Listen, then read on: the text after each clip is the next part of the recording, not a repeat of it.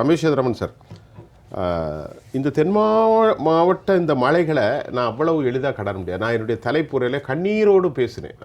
எனக்கு தாங்க முடியவில்லை. அது நானும் அந்த குடும்பத்தில் ஒருவன் தான்.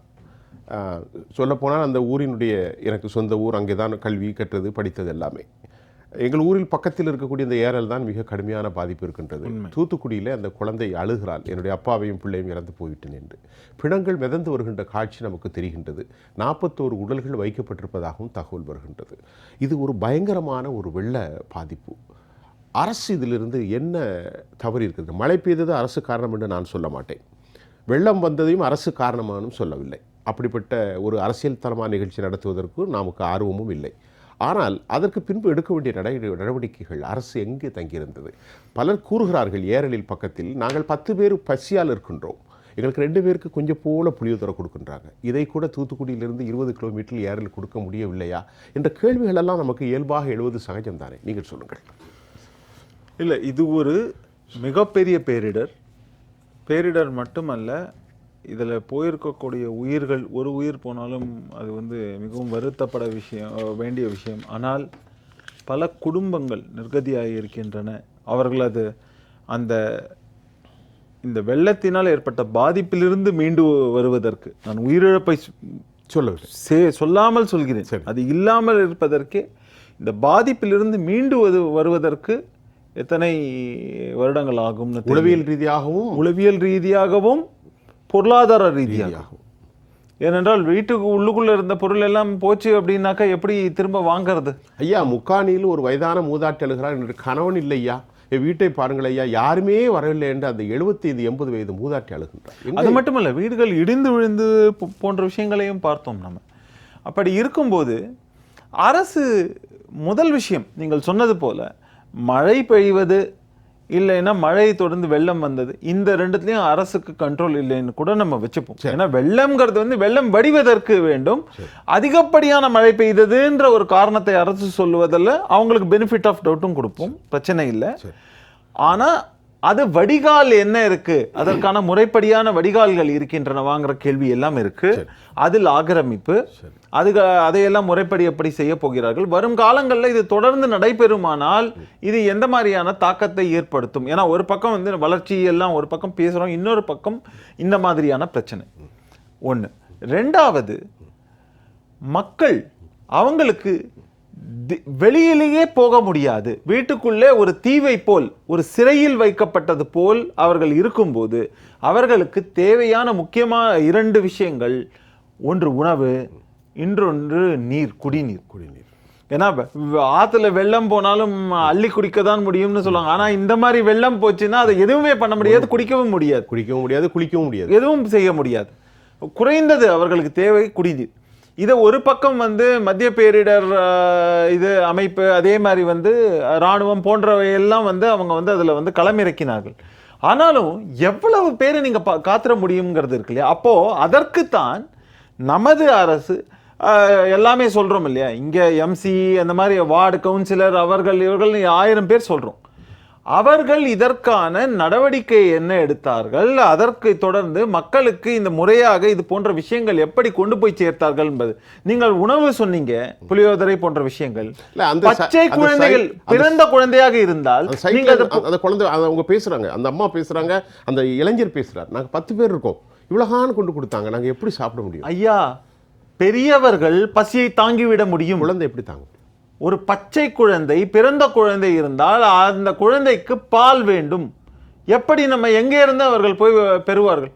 அப்படி ஒரு நிலை இருக்கு இல்லையா? நம்ம அதை பார்க்கணும்ல. பச்சிளம் குழந்தைக்கு ஒரு வேளை நீங்க உணவு கொடுக்க முடியலன்னா அது எவ்வளவு மோசமான நிலைமை. நம்ம என்ன வளர்ச்சி அடைஞ்சிட்டோம்னு கேட்குறேன். தூத்துக்குடியில் 20 கிலோமீட்டரில் அந்த ஏரல் இருக்குது. ஒரு பெரிய, தமிழ்நாட்டில் பெரிய ஒரு சென்டர், மளிகை பொருளுடைய ஹோல்சேல் தூத்துக்குடிக்கு அடுத்த உள்ள. அங்கே கனிமொழி அம்மா அங்கே தான் இருக்கிறாங்க. அவர் பேர் என்னது, நம்ம கீதா ஜீவனுடைய அவர் அங்கே இருக்கார். அவருடைய தம்பி ஜெகனும் இருக்கிறாங்க. பக்கத்தில் அனிதா ராதாகிருஷ்ணன் இருக்கிறாங்க, அவரும் ஒரு மினிஸ்டர். எல்லா மந்திரிகளும் எம்பிகளும் இருந்தும் ஒரு 10 கிலோமீட்டரில் இருக்கக்கூடிய ஏரலில் 10 பேருக்கு சோறு கேட்டால் 2 பேர் பொட்டலம் கொடுக்குன்னு அழுகும்போது, அப்போ நமக்கு இயற்கையாகவே இந்த அரசின், நான் மறுபடியும் சொல்கிறேன் ரமேஷ், உங்களுக்கு இன்னும் இதை விட ஒரு விஷயம் சொல்கிறேன். ஒரு வீடியோ பார்த்தேன், அது அவர்கள் கட்சியின் சேர்ந்தவர் தான் பேசியிருப்பாருன்னு நினைக்கிறேன். ரொம்ப அம்மையார் கனிமொழி அவர்கள் இதுல போறாங்க, ஜீப்ல போறாங்க, இறங்கி கூட போல ஜீப்ல போனாங்க. என்ன எல்லாம் இருக்காங்கிற மாதிரி கேட்குறாங்க, பாதுகாப்பா இருக்கீங்களா, சரி எல்லாம் சொல்லும்போது கடைசியில் அவங்களுக்கு 4 பன்னை கொடுத்துட்டு போறாங்க. அந்த பன்னுக்கு கூட இல்லாமல் இருக்கிறார்களா மக்கள்? அதான் நீங்க அந்த வீடியோ நானும் பார்த்தேன். இல்ல எனக்கு என்ன வருத்தம், ஒரு கருப்பு கலர் ஆமா இல்ல அது என்ன எனக்கு வருத்தம் அப்படின்னாக்க, மக்களை நீங்க அப்படித்தான் பாக்குறீங்களாங்கிற ஒரு கேள்வி இருக்கு. நான் என்ன நீங்க ஒன்னும் கொடுக்கலன்னா கூட பரவாயில்ல, அவங்க வீட்டுல எத்தனை பேர் இருக்காங்கன்னு கேக்குறாங்க. அவங்க சொல்ற அப்போ ஒரு தலைக்கு ஒரு பன்னு கூட கிடையாது, பன்னுன்னு வச்சா கூட இது ஒரு நகைப்பு. நான் ஒரு ரொம்ப மன வருத்தத்துடன் தான் சொல்றேன், நகைப்புடன் ஒரு பக்கம் சொல்றேன், இன்னொரு மன வருத்தத்துடன் சொல்றேன். காரணம் என்னன்னா, மக்களின் நிலைமையை இது மாதிரியாக வைத்திருக்கிறோமே அப்படிங்கிறதுக்கு முறையான, அவங்களுக்கு என்ன எதுவும் பிரச்சனை இருக்கோ இல்லையோ என்னவோ, அவர்களுக்கு தேவையான ஒரு பொருட்களை அவங்க கொடுத்திருந்தாங்கன்னா கூட நம்ம அப்ரிஷியேட் பண்ணிருக்கலாம். கண்டிப்பாக. இதுல என்ன ப்ராப்ளம்னாக்க, கடந்த முறை இப்போ சென்னையில் நடக்கவில்லை, திருநெல்வேலியில் நடந்திருக்குன்னா சென்னையிலிருந்து அத்தனை உதவி பொருட்களும் இங்கிருந்து அங்க போயிருக்கும். இப்ப சென்னைக்கே வந்தப்ப கூட மற்ற மாவட்டங்கள்ல இருந்து ஓரளவுக்கு வந்தது, பெருசா ஒண்ணும் இந்த முறை வரையில. எனக்கு ரொம்ப இந்த சமூகத்தில் எனக்கு மிகப்பெரிய வருத்தம் எப்போது ஏற்பட்டது என்றால், 2015 வெள்ளம் வந்த போது தன்னார்வ தொண்டு நிறுவனங்கள் எக்கச்சக்கமா களத்துல இருந்தாங்க. எங்க போனாங்க? அதுதான் சொல்றேன்.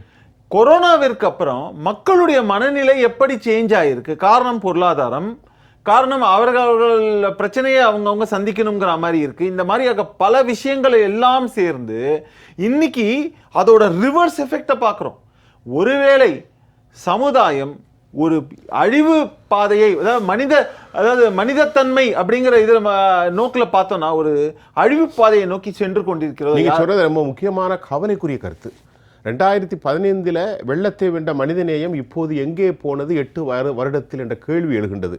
இப்படியெல்லாம் உதவினார்கள். ஆந்திராவிலிருந்து வந்தது, தமிழ்நாட்டிலிருந்து வந்தார்கள், இளைஞர்கள் வந்தார்கள், ஐடி செக்டரில் வந்தார்கள், ஊடகவியலாளர் வந்தார்கள், பெண்கள் வந்தார்கள், எல்லோரும் வந்தார்கள், மத அமைப்புகள் வந்தது, எங்கே போனார்கள் என்ற கேள்வி ஒரு கவலைக்குரியது. ரமேஷ், இப்போ வெற்றிச்செல்வன்ட்ட போகிறக்கு முன்னாடி ஒரு கேள்வி.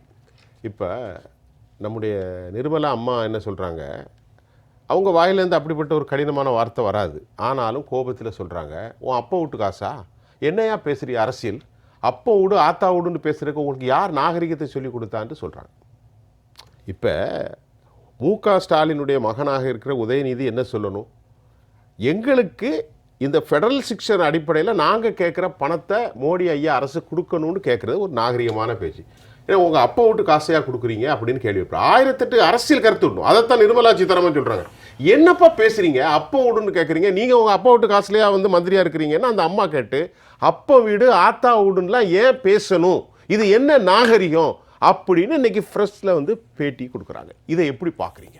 இல்லை, இது அந்த மாண்பை தன்னைத்தானே குறைத்துக் கொள்வதுங்கிறது அது உதயநிதி அது ஒரு எக்ஸாம்பிளாக இருக்காருன்னு தான் பார்க்கணும். ஏன்னாக்க அவர் சொல்கிறதும் ஒரு ஹிப்போக்ராட்டிக். இது ஒரு பக்கம் அவங்களுடைய ஃபேமிலியை சேர்ந்த, இப்போது கலைஞர் நிதின்னு ஏதான ஒன்று சொல்கிறாங்க, இல்லைனா உதவித்தொகைன்றாங்க, அந்த இதெல்லாம் எங்க அப்போ உங்கள் அப்பா வீட்டு காசையாக கொடுக்குறீங்கிற ஒரு மக்கள் கேட்பாங்களா இல்லையா? இல்லை, அதுதான் அந்த அம்மா கேட்குறாங்க. அதுதான் சொல்கிறேன். ஒன்று, அப்போது அது எந்த மாதிரியான வார்த்தை? நீங்கள் மத்திய அரசை நோக்கி கேட்கும் போது அந்த வார்த்தையை கேட்குறீங்க. கரெக்ட். இப்போ கூட சொல்கிறேன், இப்போது கொடுக்கும்போது கூட உங்களுடைய போட்டோ போட்டு கொடுக்குறீங்க, அதுல 75% மத்திய அரசுடைய பங்களிப்பு இருக்கு. அப்ப நீங்க என்ன கேட்குறீங்கன்னா, நிர்மலா சீதாராமன் மோடிட்ட கேட்கும்போது அங்கே 450 கோடி வந்தது உங்கள் அப்பா விட்டு காசையாக கொடுக்குற உதயநிதி கேட்ட மாதிரி, இப்போ 6000 ரூபாயை தமிழ்நாடு அரசு ஸ்டாலின் படத்தை போட்டுக்கொட்டா உங்கள் அப்பா விட்டு திட்டா போட்டு நீங்கள் கேட்குறீங்களா? நான் கேட்கல, மக்கள் கேட்குறாங்க. மக்கள் கேட்குறாங்க. ஏன்னா மக்கள்கிட்ட தானே அது கொடுக்குறீங்க, அப்போ அவங்க கேட்பாங்கல்ல. அப்போ என்ன 6000 ரூபாயில் 1500 தான் உங்களுடைய பங்கு. பொங்கல் நிதியிலேருந்து ஆரம்பித்து எல்லாத்துலேயும் அரசியல் செய்தாங்களா இல்லையா? 2000 கொடுத்தா ஏன் 4000 கொடுக்கல, 4000 கொடுத்தா ஏன் 5000 கொடுக்கலங்கிற மாதிரியான பல விஷயங்கள் செஞ்சாங்க. சரிங்க, அது உங்களுடைய மாநில நிதியிலேருந்து கொடுத்தீங்கன்னு கூட வச்சுப்போங்க. ஆனால் இது பேரிடர் நிதி, இது மத்திய இதுலேருந்து பெரும்பான்மையாக கொடுக்கப்படுகிறது. நீங்க உங்களுடைய படத்தை மட்டும் போட்டு நீங்க கொடுக்குறீங்க அப்படின்னாக்க 950 கோடி ரூபா வந்திருக்கு. நான் பார்த்தது சாப்பாட்டு பொட்டலங்கள்ல கூட அரசியல் நடக்கிறதுங்கிறத நான் பார்க்குறேன். அது மட்டும் இல்லாமல் அவரு உதயநிதி அவர்கள் உதவி பொருட்கள் கொடுக்குறாருன்னு பார்த்தா அந்த இதை ஸ்டிக்கரை பிக்கிறாங்க, அதுல ரூட்ஸ்ன்ற அந்த கம்பெனியோட போட்டோலாம் இருந்த இப்போ இது லோகோலாம் இருந்ததெல்லாம் ஆக தனியார் கொடுக்குறாங்க உதவி. அந்த உதவியை நீங்கள் என்னவோ உங்கள் அதேதான் அவருடைய வார்த்தையில சொன்னா உங்க அப்பா வீட்டுல இருந்து எடுத்து கொடுக்குற மாதிரி நீங்க கூசாம கொடுக்குறீங்க. இந்த வார்த்தையை நானும் பேசல, நீங்களும் நானும் பேசல. பேசல. உதயநிதி ஸ்டாலின் பேசுறத இந்தியாவினுடைய பொருளாதார அமைச்சர் அவங்க சொல்றாங்க. அவங்க மட்டும் இல்ல, பொதுமக்கள் பொதுமக்களும் பேசுறாங்க. அதுதான் இன்னைக்கு இப்போ இந்த உதவி இதுல எடுத்து கடைசியில பார்த்தா இவங்க அரசு நிதியிலேருந்தும் கொடுக்கல, எதுல இருந்தும் கொடுக்கல, தனியார் கொடுக்கிற ஒரு விஷயத்துக்கு இவங்க ஸ்டிக்கர் ஒட்டுற வேலையை பண்றாங்க. இதே மாதிரி தானே எல்லா விஷயத்திலையும் நடக்குது. இந்து சமய அறநிலையத்துறை நாங்கள் 300 கோடிக்கு தனியார் பங்களிப்புடன், தனியார் பங்களிப்பு இல்லைங்க, மொத்தமே அவங்க தான் பண்றாங்க, நீங்க பேரை மட்டும்தான் போட்டுக்கிறீங்க. திருச்செந்தூர் கோவிலுக்கு, திருச்செந்தூர் கோவில் அதை சுத்தி இருக்கக்கூடியதுக்கு டெவலப்மெண்ட்டுக்கு மொத்தம் 300 கோடியும் தனியாரிடம் வந்தது. இவங்க தனியார், அதாவது தமிழக அரசு நம்ம அதை சொல்லலாமே, சிவநாடாருடைய கம்பெனி கொடுக்கிற போது திமுக கொடுத்த மாதிரி காட்டிக்கிட்டாங்க. அந்த மாதிரி எல்லாமே நடக்கும்போது இப்படி ஒவ்வொரு விஷயமாக இவங்க என்னன்னா தாங்கள் செய்யாமல் தாங்கள் பெயரை மட்டும் போட்டுக்கொண்டு அதில் அரசியல் லாபம் தேடுவது என்பது அதை விட ஒரு கீழ்நிலை அரசியல் இருக்குமான்னு எனக்கு புரியல. ஏன்னா நீங்க பண்ணாக்க நியாயம். இப்போ மாநிலத்துடைய தொகுப்பிலேருந்தே கூட நீங்க உதவித்தொகையை கொடுக்குறீங்கன்னா யாரும் கேள்வி கேட்க முடியாது. சரிங்க, நீங்க ஒரு முதல்வருங்கிற பட்சத்தில் நீங்க பண்ணிக்க முடியும். அப்படி இல்லாமல் இதுல எல்லாத்துலயுமே உங்களுக்கு அதே மாதிரி மத்திய அரசு கிட்ட இருந்து உதவி வரணும்னா அப்போ மத்திய அரசா இருக்கும், உங்களுக்கு அரசியல் செய்யணும்னா அது ஒன்றிய அரசா ஆயிடும். வேணும்னா மத்திய அரசு, வேண்டாம்னா ஒன்றிய அரசு. இது என்ன மாதிரியான ஒரு நிலைப்பாடு? இப்ப ரமேஷ் இன்னொரு கேள்வி, இப்ப இந்த ஸ்டிக்கர் ஓட்டுறது, ஸ்டாலின் படத்தை போட்டது உங்க அப்பாவோட அம்மாவோடாங்கிற விஷயம் முடிஞ்சுது. இப்ப அடுத்த கேள்விக்கு வருவோம். அவங்க கேட்குறாங்க, நிர்மலா சீதாராமன், இங்க ஒரு பெரும் அனர்த்தம் துன்பம் இருக்கு, மக்கள் செத்து சுண்ணாம்பா போயிட்டு இருக்கான் சவுத்தில். நீங்கள் இந்த டைமில் டெல்லியில் உட்கார்ந்து கொண்டு அங்கே உள்ள வேலையெல்லாம் கனக்கச்சிதமாக முடித்து 4 நாட்களுக்கு அப்புறம் பைபாஸ் ரோடில் மைதா மாவை போட்டு இங்கே வரணும் அப்படின்னு ஒரு கேள்வி எழுப்புறாங்க. இல்லை, உண்மைதானே? 4 நாள் அங்கே இருந்துட்டு எல்லாம் முடிஞ்ச அப்புறம் ஏன் வரணும்? இல்லைங்க, அம்மா டெல்லிக்கு போகிறது இல்லை, முதல்வர் டெல்லிக்கு போகிறார் அப்படின்னாக்க எதற்காக போனாருங்கிற ஒரு கேள்வி இருக்கு. பிரதமரை சந்திக்க, இந்த பேரிடர் சம்பந்தமா அவசரமாக முதல் கட்டமாக நிதி ஒதுக்கீடு செய்யணும், இதையெல்லாம் செய்கிறார் என்றால் நான் முதல்வரை வரவேற்கிறேன். ஆனால் அங்க போய் அந்த வேலைக்கும் போயிட்டு அது ஒட்டி உங்களது கூட்டணி 6 மாசத்துல ஒரு எலெக்ஷன் வருதுன்னா அதை நோக்கி முக்கிய இதுவாக நீங்க அங்க போய் உட்கார்றீங்கன்னா, ஒரு முதல்வராக எனக்கு என் மாநிலத்தை பத்தி கவலை இல்லை, என்னுடைய அரசியல் முக்கியத்துவம், என்னுடைய ஆட்சி போன்ற விஷயங்கள்ல மட்டும்தான் முக்கியத்துவம் கொடுக்கிறார்கள் அப்படிங்கிறதும் ஒரு சமிக்கையத்தான் அவர் தெரிவிக்கிறாருன்னு நான் பார்க்கிறேன். ஏன்னாக்க அதற்கு இந்த வாட்டி ஒரு கூட்டம், இது மட்டும் இல்ல, இதுக்கப்புறம் தொடர்ந்து மாசம் கூட்டம் போறீங்க. இந்த வாட்டி ஒரு முக்கியமான உங்களுடைய ஒரு எம்பியையோ, இப்போ டிஆர் பாலு அவர்கள் போன்ற சீனியர் லீடர்ஸை கூட நீங்க அனுப்பிட்டு நீங்க இந்த பேரிடர் காலம் அதை சொல்லியிருக்கணும். அதை விட முக்கியமானது, எங்கள் மாநிலத்தில் பேரிடருக்கு இதற்கு INDA கூட்டணியில் இருந்து ஒரு வருத்தத்தை தெரிவிப்பதுடன் எங்கள் கூட்டணியில் எங்கெங்கெல்லாம் ஆட்சியில் இருக்கோமோ அங்கிருந்து பேரிடர் சம்பந்தப்பட்ட விஷயத்துக்காக உதவிகளை நாங்கள் கொடுக்கிறோம்னு அவங்க சொல்லியிருக்கணும். இல்லைன்னா நம்ம முதலமைச்சர் கேட்டிருக்கணும். அதையெல்லாம் பண்ணாங்களா? அப்போ இவங்களுடைய குறி அரசியல் மட்டுமே தவிர மாநில நலன் கிடையாதுங்கிறத இது திரும்ப திரும்ப நிரூபிக்கிறது.